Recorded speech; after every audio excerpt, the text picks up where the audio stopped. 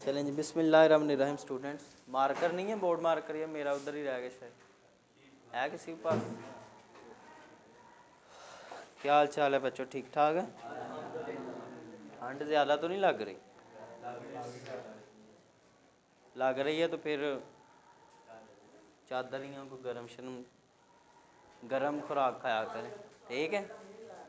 रोटी जो है वो गरम गरम ही खा लिया करें, अंडा भी जब मुर्गी दे फ़ौरन ही खा लिया करें। डस्टर किधर है?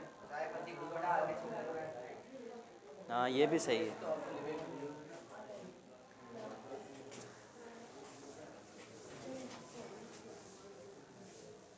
चलें जी, पहला आर्टिकल क्या है? Electric current. क्या है? Electric current. चलें, करंट, इलेक्ट्रिसिटी। अच्छा, तो ये इस चैप्टर में आप पढ़ेंगे मूविंग चार्जेस के बारे में। किन के बारे में? मूविंग चार्जेस के बारे में। ऐसे चार्जेस जो क्या कर रहे हो? हरकत कर रहे हो, ठीक है? तो जब एक चार्ज रेस्ट पे होता है तो हमें स्टैटिक चार्ज हम उसको कहते हैं, और उससे जो इलेक्ट्रिसिटी मिलती है उससे हम क्या कहते हैं? Static electricity. और जब चार्ज किसी वायर के अंदर मूव करे, यानी कि एक तार में आगे को जाना क्या कर दे? शुरू कर दे, हरकत करना शुरू कर दे, तो उससे हमें क्या मिलता है बच्चों? करंट मिलता है। क्या मिलता है? करंट। इसे आप इलेक्ट्रिक करंट कहते हैं या सिंपल करंट कहते हैं। अच्छा, तो ये जो तार है इसका क्रॉस सेक्शनल एरिया कितना है? ए है। ये जितने चार्जेस मूव कर रहे हैं वो कितने हैं? क्यू हैं। तो किसी क्रॉस सेक्शनल एरिया में से जो चार्जेस पास करते हैं, और किस में? यूनिट टाइम में। कि भाई हम कहते हैं भाई मैं घड़ी ले खड़ा हूँ, मैं कहता हूँ अच्छा 1 मिनट में कितने चार्जेस गए हैं, ठीक है? 1 घंटे में कितने चार्जेस गए हैं, तो यूनिट टाइम आपने लेना है। तो यूनिट टाइम के अंदर किसी क्रॉस सेक्शनल एरिया से जो चार्जेस पास होते हैं, मूव करके गुजरते हैं, वो आपका क्या कहलाता है बच्चों? इलेक्ट्रिक करंट कहलाता है। क्या कहलाता है? तो सिंपल बुक वाले ने क्या लिखा हुआ है? Rate of flow of charges. Charges के बहाव की शरह। किसी भी चीज़ को जब टाइम से तकसीम कर दे तो उस चीज़ की क्या निकल आती है? शरह। अब किसकी बहाव हो रही है? चार्जेस की। चार्जेस ही बह रहे हैं ना, चार्जेस ही हरकत कर रहे हैं, ठीक है? तो बेटा ये हमारे पास करंट बन गया। अच्छा, इसका यूनिट क्या है? करंट का यूनिट होता है एम्पेयर। क्या होता है? एम्पेयर। इस साइंसदान ने बताया था इसके बारे में। एम्पेयर को हम लिखते किससे हैं? ए से। करंट के इससे छोटे जो यूनिट्स हैं, स्मॉलर यूनिट्स, एम्पेयर से छोटे यूनिट्स, वो हमारे पास क्या है बच्चों? मिली एम्पेयर, जिसको क्या कहते हैं? 10⁻³ एम्पेयर। इसके अलावा क्या है? Micro ampere, 10⁻⁻6 ampere. अंडरस्टैंड? अच्छा, इसके बाद आगे सोचने वाली बात यह है कि एक किसी तार में चार्जेस हरकत क्यों करते हैं, या हमें करंट क्यों मिलता है? जाहिर है किसी तार में से चार्जेस तब हरकत करेंगे जब हम उसके सिरे पर क्या लगाएंगे? एक बैटरी लगाएंगे। बैटरी लगाएंगे तो वही चार्जेस को धक्का देगी ना, ये हाई पोटेंशियल से लो की तरफ जाओ। और कौन से चार्जेस लेंगे हम? Positive charges. Conventional current, conventional पढ़ा दिया आपको? कन्वेंशनल करंट नहीं पढ़ाया अभी आपको? चलें जी, सुने ज़रा इधर देखें जी। इसके अलावा एक और बात है, चलें मैं कन्वेंशनल पढ़ाता हूँ आपको। इसके कन्वेंशनल, अभी सुने बात, वो और चीज़ है। अब इधर सुने, तो जो मेटल्स हैं, कंडक्टर्स हैं, उनके अंदर करंट बहता है किसकी वजह से? उस कंडक्टर के सिरे पर क्या लगाने से? बैटरी लगाने से। क्या लगाने से? बैटरी। बैटरी लगाएंगे तो उसमें चार्जेस मूव करेंगे ना, उनको हाई पोटेंशियल से किधर को भेजेगी? लो पोटेंशियल की तरफ। अच्छा, इसके बाद अगर हम कोई इलेक्ट्रोलाइट ले लें। इलेक्ट्रोलाइट क्या होता है? एक सोल्यूशन होता है जिसमें से करंट गुजरता है, और इलेक्ट्रोलाइट के अंदर क्या आपके करंट को लेके जाते हैं? Positive and negative ions. Positive and ऐसे ही होता है ना, ठीक है जी? जैसे एक एसिड होता है, उसमें से करंट गुजारे हैं तो पॉजिटिव अलहदा हो जाते हैं, नेगेटिव अलहदा। पॉजिटिव वाले जो होते हैं वो कैथोड की तरफ जाते हैं, और नेगेटिव आयंस किसकी तरफ जाते हैं? एनोड की तरफ जाते हैं, ठीक है? तो ये एमसीक्यू है जी। तो इलेक्ट्रोलाइट के अंदर फ्री आइंस के बाइस, किसके बाइस? फ्री आइंस के बाइस आपका करंट गुजरता है। और मेटल्स में या कंडक्टर्स में करंट किसके बाइस आगे जाएगा? बैटरी, या उस कंडक्टर के सिरे पास कोई पोटेंशियल लगाने से, पोटेंशियल बैटरी ही देती है, ठीक है। अच्छा, इसके बाद आगे है जी कन्वेंशनल करंट। दूसरा आर्टिकल क्या है? Conventional current. इसको उर्दू में भी यही कहेंगे, हालांकि इंग्लिश का लफ्ज़ है। कन्वेंशनल कहते हैं रवायती को, पुराने को। अब इससे क्या मुराद? देखें बच्चों, पुराने साइंसदानों का ये ख्याल था, ध्यान इधर करें, क्योंकि हमारी फितरत में या हमारी नेचर में, हमारी कायनात में या हमारी दुनिया में ज़्यादातर चीज़ें ज़्यादा से किधर को जाती हैं? कम की तरफ। पानी को छोड़ें, ज़्यादा बुलंदी से किधर को जाता है? ऐसे ही है ना, ऐसे ही होता है। तो इसी तरह हमारे पास यहाँ अगर ये मार्कर को छोड़ूंगा तो ये हाई पोटेंशियल एनर्जी से किधर को जाएगी? लो पोटेंशियल की तरफ। तो हाई से लो की तरफ ही चीज़ें जाती हैं। अच्छा, कन्वेंशनल करंट क्या है? पुराने साइंसदानों का ये ख्याल था कि जिस तरह चीज़ें हाई से लो की तरफ जाती हैं, इस तरह चार्जेस को भी हाई पोटेंशियल से किधर को जाना चाहिए? लो पोटेंशियल की तरफ। अब आपने पढ़ा है पीछे, मैंने पिछले चैप्टर में पढ़ाया था, पॉजिटिव वाली साइड को हम क्या कहते हैं? हाई पोटेंशियल, और नेगेटिव वाली को हम क्या कहते हैं? Low potential. अब अगर हम चाहते हैं कि हमारे पास एक चार्ज हो, अब चार्ज दो तरह के होते हैं, प्लस और माइनस। हमें ऐसा चार्ज यहाँ रखना पड़ेगा जो हाई से किधर को आए? लो की तरफ। तो अगर क्या ख्याल है, मैं हाई की तरफ कौन सा रखूँ? प्लस रखूँ या माइनस रखूँ? प्लस रखेंगे तो प्लस प्लस को दफ़ा करेगा ना, और माइनस उसको कशिश करेगा। तो ये प्लस रखेंगे तो फिर वो हाई से किधर को जाएगा? लो की तरफ। तो पुराने साइंसदानों का ये ख्याल था कि जो करंट होता है वो पॉजिटिव चार्जेस की वजह से होता है। किसकी वजह से होता है? जो बैटरी के पॉजिटिव टर्मिनल से किधर को जाते हैं? नेगेटिव टर्मिनल की तरफ। ये है ना बैटरी का पॉजिटिव टर्मिनल, हाई पोटेंशियल, इसको पॉजिटिव टर्मिनल कहते हैं। और ये है बैटरी का नेगेटिव टर्मिनल, जिसे हम क्या कहते हैं? Low potential. तो पुराने साइंसदानों का ये ख्याल था कि जो करंट है, एक तो वो पॉजिटिव चार्जेस की वजह से होता है, दूसरा वो चार्जेस बैटरी के पॉजिटिव टर्मिनल से यानी कि हाई पोटेंशियल से किधर को जाते हैं? नेगेटिव टर्मिनल की तरफ। समझ आ रही है? लो पोटेंशियल की तरफ। तो ये था, ये जो करंट है जो पॉजिटिव चार्जेस की वजह से होता है, जो हाई से लो की तरफ जाते हैं, उस करंट को हम क्या कहते हैं? Conventional current. क्या कहते हैं? अच्छा, अब असल में ऐसा नहीं हो रहा। असल में करंट जो है, अभी जो आप जदीद रिसर्च पढ़ें, आप केमिस्ट्री में पढ़ेंगे, वहाँ सर आपको बताएंगे बेटा करंट इलेक्ट्रॉन्स की वजह से होता है। पढ़ा है आपने? फ्री इलेक्ट्रॉन्स, आज़ाद इलेक्ट्रॉन्स की वजह से होता है कि नहीं पढ़ा अभी तक? तो जदीद या मॉडर्न रिसर्च ये कह रही है कि करंट तो पॉजिटिव चार्जेस की वजह से होता नहीं। करंट किसकी वजह से होता है? नेगेटिव चार्जेस यानी कि इलेक्ट्रॉन्स के बायस। तो क्या ख्याल है, अगर हम यहाँ पे इलेक्ट्रॉन रखेंगे तो क्या वो इधर को जाएगा?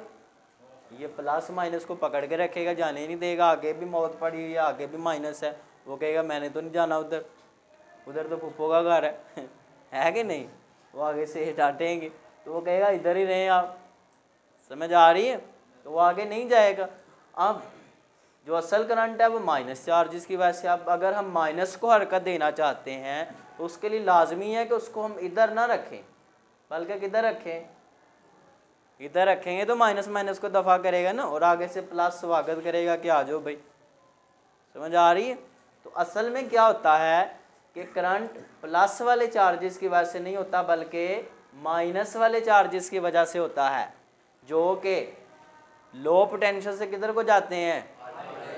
बैटरी के नेगेटिव टर्मिनल से किधर को जाते हैं? असल में ये काम होता है। लेकिन हम क्या करते हैं, हम उल्टे हैं, हम कहते हैं हमने ये नहीं लेना, हमने लेना है ये वाला जो प्लस से किधर को जा रहा है? माइनस की तरफ। उसकी वजह क्या है? वजह ये है, हालांकि तरीका ये सही है, वजह ये है कि जो हमारे समझ लें कि पुराने बाबे थे, जो जिन्होंने हमें करंट का एक बेसिक कॉन्सेप्ट दिया, करंट के बारे में कुछ हमें बताया, सिमत बताई, उनको समझ लें अप्रिशिएट करने के लिए, उनकी समझ लें साले सवाब करने वास्ते, ठीक है कि नहीं? तो हम क्या करते हैं, उनका बताया हुआ तरीका इस्तेमाल करते हैं, हालांकि हमें पता है कि ये तरीका सही कौन सा है? प्लस से माइनस की बजाय कौन सा है? माइनस से प्लस की तरफ वाला, ठीक है? तो बाकी ये है कि इससे तो कोई फ़र्क नहीं पड़ता, जितना असर इधर से इधर को होगा, जितनी एनर्जी इधर से इधर को मिलेगी उतनी एनर्जी इधर से, समझ आ रही है? असर दोनों का सेम है। लेकिन क्या है कि फिज़िक्स में दो तरह की बुक्स लिखी जाती हैं, एक कन्वेंशनल करंट वाली और एक इलेक्ट्रॉनिक करंट वाली। तो ज़्यादातर ये वाली पढ़ाई जाती है, हालांकि पता होता है कि बेटा ये वाला मेथड हमारा सही नहीं, वजह क्यों हम इस्तेमाल करते हैं मैंने आपको बता दी है। तो जब भी आपके सामने ये तरीका इस्तेमाल किया जा रहा होगा तो आपने ये नहीं कह देना फ़ौरन से कि सर ये तो गलत है, आपको इसके पीछे रीज़न पता है कि हम क्यों इस्तेमाल कर रहे हैं, हालांकि हमें पता होगा इसके उलट वाला ये वाला है सही। ठीक है, अच्छा जी, तो ये डेफिनेशन हो गई थी। पॉजिटिव चार्जेस की वजह से हो, हाई से किधर को हो, तो वो कौन सा करंट होता है? कन्वेंशनल। और दूसरा कौन सा होता है? इलेक्ट्रॉनिक, जो इलेक्ट्रॉन्स की वजह से हो, वो प्लस की जगह क्या आ जाएगा? माइनस। यहाँ पॉजिटिव की जगह पे क्या आ जाएगा? यहाँ नेगेटिव की जगह क्या आ जाएगा? यानी कि उसमें जहाँ पॉजिटिव है इसमें नेगेटिव हो जाएगा। तो ये जो करंट है ये कौन सा होता है? Electronic current. कौन सा होता है? बुक में ये मेंशन नहीं है। ठीक है जी। अच्छा, इसके बाद आगे चलेंगे। नेक्स्ट हमारे पास आर्टिकल क्या है देखें। हमने पढ़ा कि करंट एक चीज़ है, जो भी है हमने पढ़ लिया इसके बारे में। अब अगर कोई क्वांटिटी होती है करंट, इधर इसकी मिकदार है, तो जाहिर है जिस तरह टाइम की पैमाइश के लिए हमने घड़ी बनाई हुई है, अब अगर किसी तार में से करंट गुजर रहा है तो हम पैमाइश करना चाहते हैं, सीधे होकर बैठा करो ना, अगर हम पैमाइश करना चाहते हैं कि उस तार में से कितना करंट गुजर रहा है, जैसे टाइम में बता देना कितना टाइम हुआ है जी, क्या टाइम हुआ है, इस तरह करंट की पैमाइश भी की जाती है। अब करंट की पैमाइश करने के लिए हमने दो इंस्ट्रूमेंट्स बनाए हुए हैं, दो तरह के इंस्ट्रूमेंट्स हैं। एक का नाम क्या है? गैल्वेनोमीटर। क्या नाम है जी? गैल्वेनोमीटर। और दूसरे का नाम क्या है? एमीटर। उर्दू में भी इनको यही कहेंगे। एक का नाम गैल्वेनोमीटर और एक का क्या है? एमीटर। बड़ा आसान है, जो 3 पॉइंट्स बताऊंगा वो आपने याद रखने हैं। गैल्वेनोमीटर एक ऐसा हसास आला है जो किसी सर्किट में करंट की मौजूदगी का पता लगाता है कि भाई करंट मौजूद है कि नहीं, बस ये उसने बताना है। ठीक है। अच्छा, कैसे इसकी ना, तो पहले तो ये तो आप लिख लेंगे, अपनी खुद से लिख सकते हैं। बहुत हसास आला है जो करंट की मौजूदगी का क्या लगाता है? पता लगाता है। लिख लेंगे ना खुद से। अच्छा, इसमें करेंगे क्या देखें। गैल्वेनोमीटर की ना बेटा इस तरह डब्बा सा होगा, अगर आप कभी लेबॉर्ट्री में जाएंगे उसके ऊपर एक सुई लगी होगी। ठीक है, इसके दो टर्मिनल, दो तारें समझ ली होंगी, कभी तारें निकली होती हैं, कभी इसके ऊपर ना दो स्विच लगे होते हैं इस तरह से। एक सुर्ख वाला होगा, रेड वाला, जो रेड वाला होगा वो जमा होगा, और जो ब्लैक वाला होगा वो क्या होगा? माइनस। समझ आ गई है जी? तो आप गैल्वेनोमीटर को लेंगे, जैसे ही आप उसको जोड़ेंगे तो जोड़ने से क्या होगा?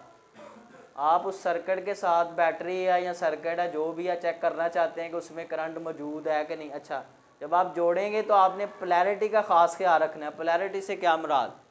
कि बैटरी के पॉजिटिव टर्मिनल को गैल्वेनोमीटर के पॉजिटिव के साथ जोड़ना है।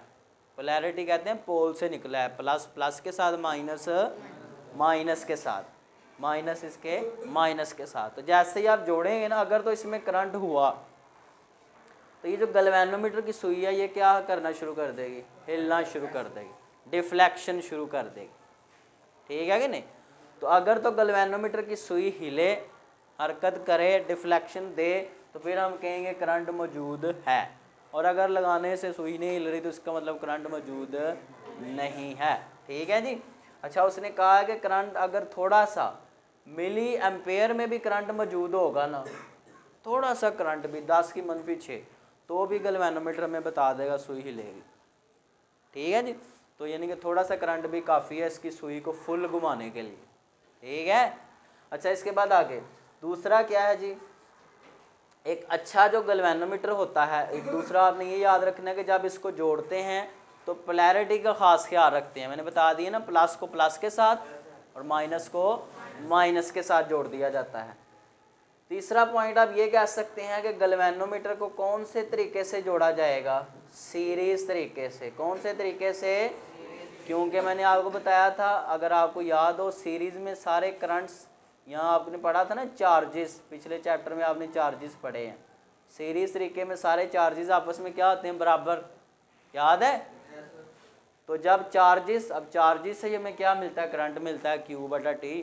तो चार्जेस बराबर रहेंगे तो I भी क्या रहेगा, बराबर रहेगा। क्या रहेगा, अच्छा, इससे क्या होगा, फॉर एग्जांपल अगर ये हमारे पास बैटरी है एक, आगे हमारे पास एक गैल्वेनोमीटर है, तो गैल्वेनोमीटर की माइनस इसके साथ जोड़ देंगे और गैल्वेनोमीटर की प्लस इसके साथ जोड़ देंगे। अब सीरीज है ना, एक ही लाइन में आ रहे हैं ना, पैरेलल में तो ऊपर नीचे होते हैं ना, याद था कि नहीं याद, सीरीज में एक ही लाइन में होते हैं। अब अगर आप सीरीज तरीके से जोड़ेंगे ना, तो जितना भी करंट होगा, तो जितना यहाँ से जाएगा, अब सीरीज में सारे चार्जेस बराबर गुजरते हैं, सारे के सारे गुजरते हैं बराबर, सारा का सारा करंट गुजरेगा ना। तो सीरीज में इसलिए जोड़ा जाता है ताकि गैल्वेनोमीटर में से सारा करंट गुजरे और गैल्वेनोमीटर अच्छे से करंट की मौजूदगी का हमें पता लगाए। और अगर हम पैरेलल में जोड़ देंगे तो करंट तो तकसीम हो जाएगा ना, चार्जेस क्या हो जाते हैं, तकसीम, याद है ना। इस तरह ये मैंने पढ़ाया था पैरेलल में, अभी उसका हवाला दे के कर रहा हूँ। पैरेलल में क्या होता था, कुछ क्यू इधर चले जाते थे, कुछ इधर कुछ इधर, तो क्यू तकसीम हो जाए, करंट भी तकसीम, पहले ही थोड़ा करंट ऊपर तकसीम हो के और कम, तो फिर वो पैमाइश करने में या उसका पता लगाने में मुश्किल पेश आएगी। ठीक, तो हम दूसरा पॉइंट आपने क्या याद रखना है, गैल्वेनोमीटर को सीरीज तरीके से जोड़ते हैं। ठीक है, तीसरा क्या पॉइंट है, तीसरा पॉइंट ये, एक अच्छा जो गैल्वेनोमीटर है या जो मिसाली गैल्वेनोमीटर है, फुल अच्छा समझ लें, जो सही गैल्वेनोमीटर है, उसकी जो रेजिस्टेंस है, अभी रेजिस्टेंस आपको पढ़ाऊंगा बच्चों आगे, उसकी रेजिस्टेंस क्या होगी, बहुत कम होगी।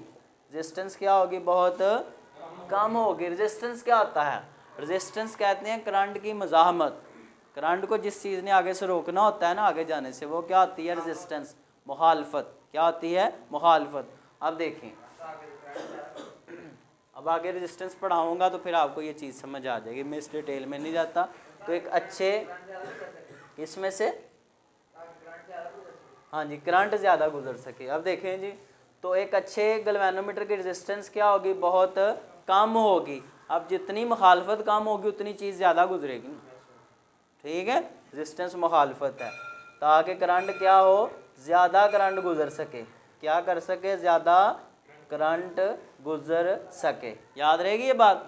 अच्छा, सेम इसका भी यही है, ये मौजूदगी का पता लगाता है और ये करंट की क्या करता है, पैमाइश करता है कि भाई कितना करंट है, 1 एम्पेयर है, 10 एम्पेयर है, करंट का यूनिट एम्पेयर होता है ना। ठीक है, तो आप क्या लिखेंगे, मुनासिब तब्दीली के बाद गैल्वेनोमीटर को, इस गैल्वेनोमीटर में ही थोड़ी तब्दीलियाँ करके आगे पढ़ाई जाएंगी बड़ी क्लास में जाके, कैसे करते हैं।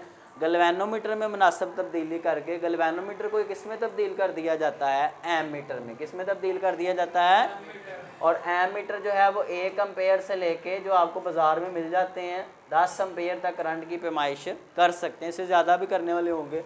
बहरहाल इसके बाद तो पैमाइश के लिए इस्तेमाल होता है, पहला पॉइंट ये। दूसरा इसका भी यही है कि इसको भी किस तरीके से जोड़ेंगे, सीरीज तरीके से। कौन से तरीके से, तीसरा बड़ा आसान इसका भी यही कि एक अच्छे वो एमीटर की जो रेजिस्टेंस है वो क्या होगी, बहुत कम होगी। रेजिस्टेंस क्या होगी, बहुत कम होगी, ताकि ज़्यादा से ज़्यादा करंट गुजर सके और ज़्यादा पैमाइश हो सके, बेहतर सही पैमाइश हो सके। ठीक है, तो ये आज के लिए हमारा लेसन था बच्चों। उम्मीद करता हूँ कि कुछ आपको बातें समझ आई होंगी। अब याद इसमें क्या करना है वो हम देखते हैं। अपना ख्याल रखेंगे, अल्लाह हाफ़िज़।